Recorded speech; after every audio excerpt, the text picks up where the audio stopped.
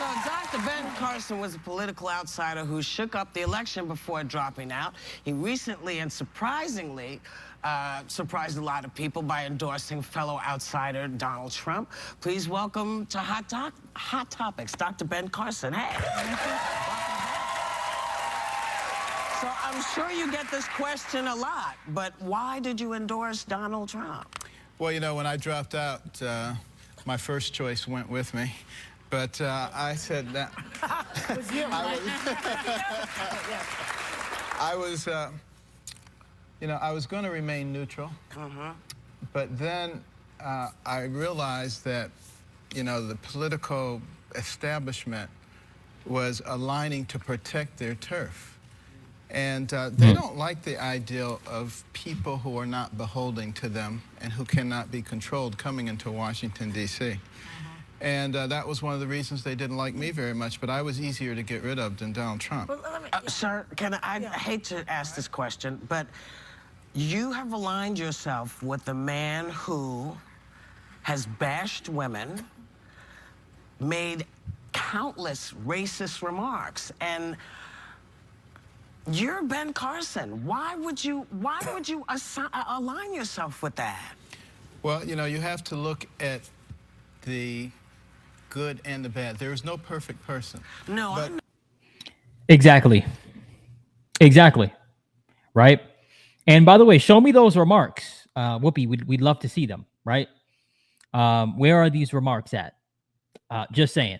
Back to the video. I know that. But you know, you look at when Donald Trump first went down to Palm Beach area, and you know, a lot of the clubs down there would not accept Jews and blacks. He insisted on Jews and blacks and helped to break that open. So has he said some things that I wouldn't say or that you wouldn't say? Of course. But he was also sued by the Justice Department in the 70s for not allowing black tenants into his properties, and he settled with the Justice Department, even though he didn't admit any liability, any wrongdoing. It's very clear to those of us in the law that that means that there was something amiss, and it was a significant consent decree. So the notion that he is a fan of the African-American community, I think is well, I will put it this way. I have met a lot of his employees, including African-Americans, and they have nothing but good things to say. Somebody who's hired as many people as he has hired, and you can find very few people who have anything negative to say. Well, what about and then you have to look at his family. I always That is true. Most people that have came into contact with Trump have very few negative things to say. You know, I just seen this interview with Piers Morgan, and he had a bunch of positive stuff to say, but he had some negative. But you know, he's been around Trump, right, during The Apprentice back in the day, way back in the day, right, before the heavy spotlight was on him, which, you know, if you're going to act a certain way, that's the time to act up, right? Not when the spotlight is on you, right? So, but back to the video. Let's get his take on it. Say one of the ways that you measure a person is looking at their children. And how do their children act? Well, one's a big game hunter. I'm not thrilled with that. Well, I mean, that's your privilege. But the fact of the matter is, you know, they have been raised very well. They're very respectful. And, you know, I look at a lot of kids who come from very wealthy families, and I am appalled at what I see. So there is no perfect person, but what I think is really the worst thing that threatens our nation right now is a political class, a ruling class, and they are so threatened by anybody who is not beholden to them, they will do virtually anything. And I think that's what's likely to destroy. You can say that till the cows come home, sir. This guy is, I'm sorry, he's a racist, and he's not good for the country. What's the alternative? And I'm sorry, I don't understand. He's a racist, but he was just in Detroit, in the hood. Didn't see Biden there or anybody else, but he's a racist. And not the fake hood, the real hood. Right? So, you know, just saying.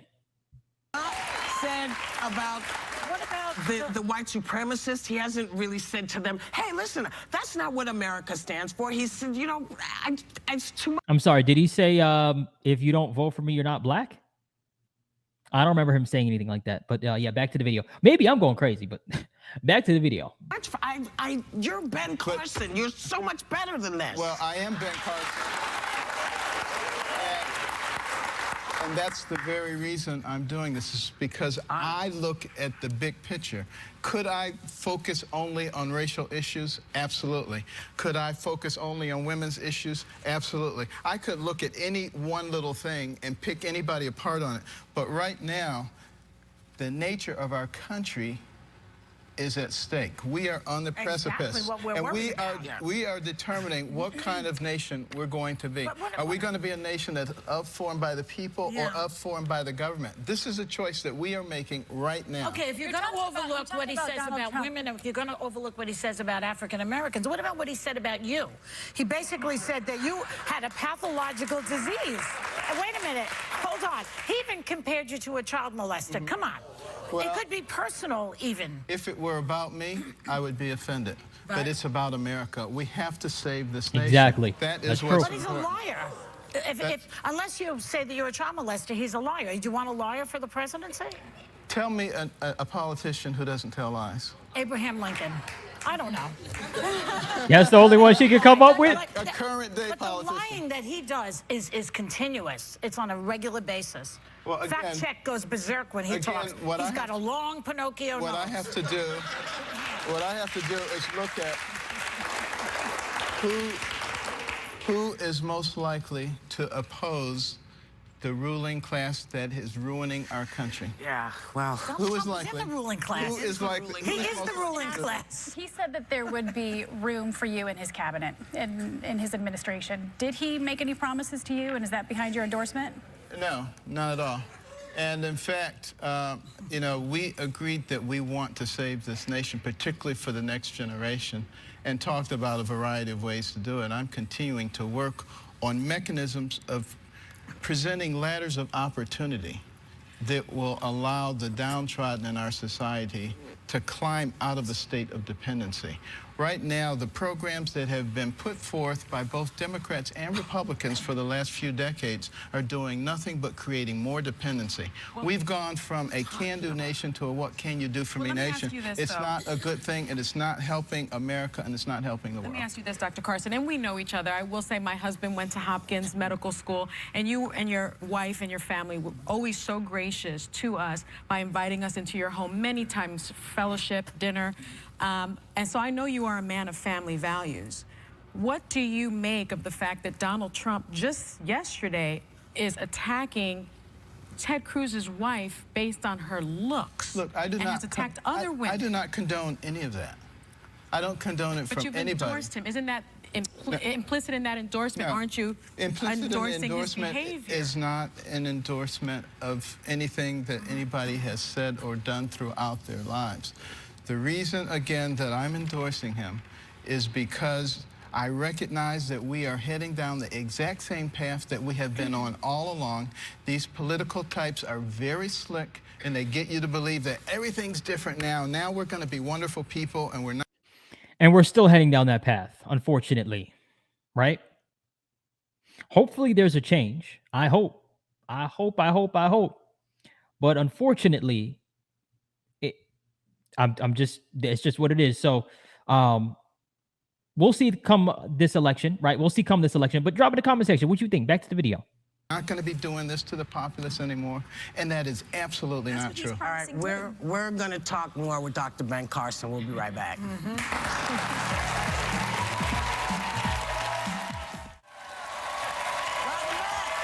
Welcome back. We are back with Dr. Ben Carson. And I wanted to follow up. You talked about the endorsement. Was anything promised to you, and what role do you see yourself in? No, nothing was promised, nor would I accept anything. You know, the fact of the matter is, my interest all along, even in running for president, is to save this country for the next generation. And, you know, what role would that be in the Trump administration? Very deeply at how that is going to be done. And I'm going to be working on health care, going to be working on education, which is an incredibly important part of a vibrant society. If you look at our military right now, you take people between the ages of 17 and 24 who are applying to the voluntary military, 71% are rejected. 71%. Based on? Physical, mental, or educational deficits, educational being by far the biggest.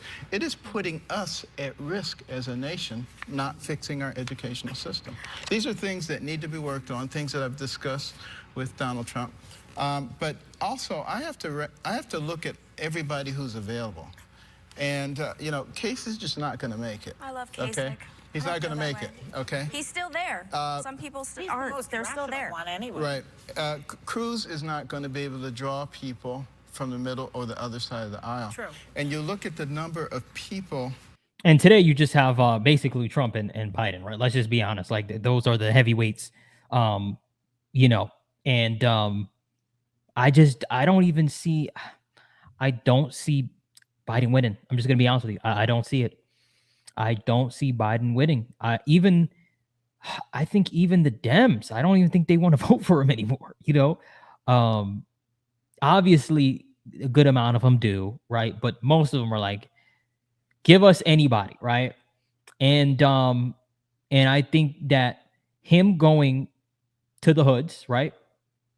Him shaking hands, right? Him getting in the community, him by him, I mean Donald Trump, right? Is just, it's showing a lot. It's showing a lot, right? But let me know your opinion in the comment section below. Back to the video. From everywhere who are coming for Trump. I mean, record numbers of people.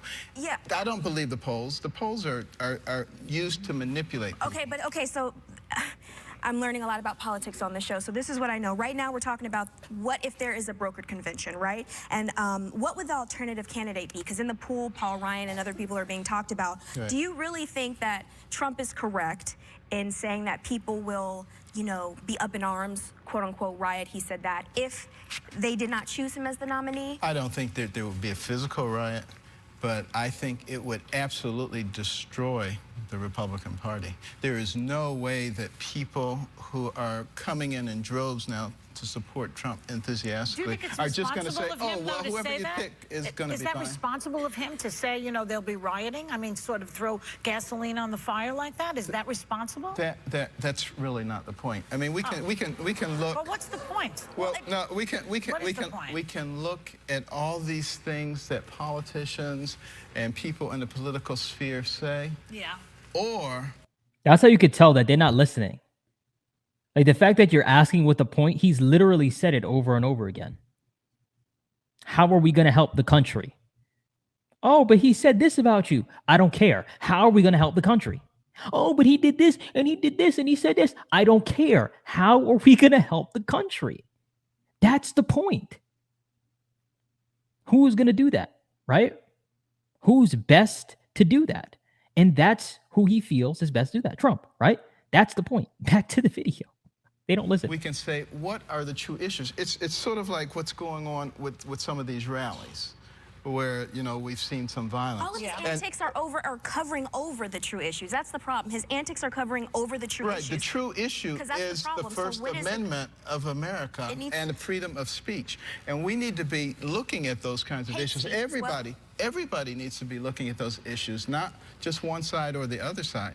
And the fact of the matter is, when you look at these rallies that are going on, do you ever see that happening in a Clinton or Bernie Sanders rally? They're not promoting. Why not? No, you don't. Why not? Why not? Because people on the right don't do that. People on the left do that. And people on the left don't say, you know, go punch him if you want to, or I take him out on a stretcher. I haven't heard that on the left. Yeah, but you're missing my point. What's your point? What is the point? What is it? You're missing the point. The point is that we have to focus on the things that are essential to America, like First Amendment rights, not personalities. That's the problem. We always want to focus on personalities. But you've met with Donald Trump behind closed doors. Have you seen any evidence that he's really not the bombastic, sort of baiting personality? You said there was a two. Are there two Donald Trumps? There are. Well, which one is running for president? He walked into that one. I ain't gonna lie. He walked into that one, but they're not And by the way, when you get on The View, right, you have to understand they're not here to talk about policies. They're not here to talk about the facts, right? They're here to talk about what he tweeted. They're here to talk about what happened with him on the golf course, okay? That's what they're trying to talk about. They're here to talk about what he said and didn't say, right? To whatever woman or whatever, right? Not about how to make the country great. What policies will help make the country great? How can we turn things around? They're not talking about any of that, right? Notice that, right? Just saying. Back to the video. Who have you seen? Tell us who you have seen. Well, I have seen a man who's actually willing to sit down and engage in deep, serious conversations about the problems that affect our country. Well, why is he holding out on America? I have seen a man who actually recognizes that he doesn't know everything. Yeah. And he doesn't think that's going to work in his election if he shows that side of him? Or is that more of like a male thing I have to show? Yeah, is that more of a male thing? I think you're going to see more of that side of him coming up. So he might did you notice in the last... He might be fooling his own constituency. Did you notice in the last debate that he wasn't nearly as bombastic? Yes. Did you notice that? I did. That he's transitioning now into general election. But sir, I think you're going to continue to see that. I'm sorry. But again, there's no perfect person. No, there isn't a perfect person, but if you're running for president of the United States of America, a country which has said to other countries, bring me the folks that you need who need freedom. We're here for you.